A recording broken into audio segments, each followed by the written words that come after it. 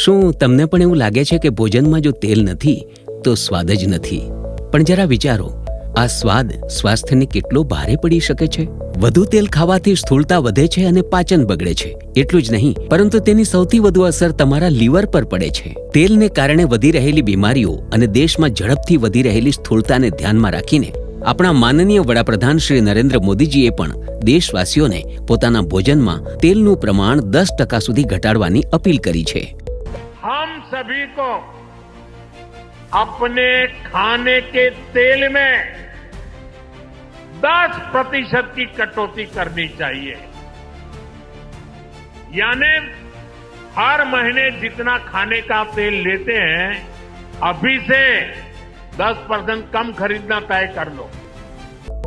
જાણીતા લીવર નિષ્ણાત ડોક્ટર શિવકુમાર સરીને પણ તાજેતરમાં વાતચીત દરમિયાન કહ્યું કે કેવી રીતે ડીપ ફ્રાય યાની કે વધુ તેલમાં તળેલી વાનગીઓ સ્વાસ્થ્યને ગંભીર નુકસાન કરે છે, ખાસ કરીને આપણા લીવરને, જે શરીરનું સૌથી શાંત પરંતુ સૌથી જરૂરી અંગ છે.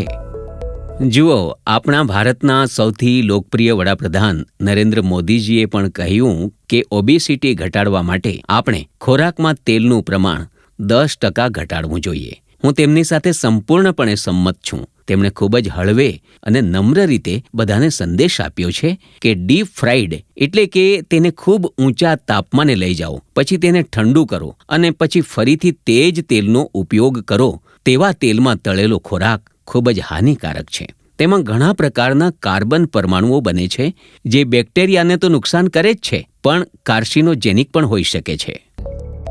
તો આવો, આ વિશ્વ લીવર દિન અવસરે આપણે સૌ સોગંદ લઈએ કે આપણે પોતાના સ્વાસ્થ્યનું રક્ષણ કરીશું અને ભોજનમાં તેલનો ઉપયોગ ઓછામાં ઓછો કરીશું.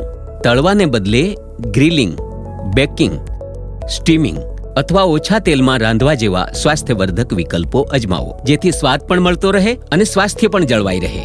યાદ રાખો, સ્વાસ્થ્ય એ જ સાચી સંપત્તિ છે.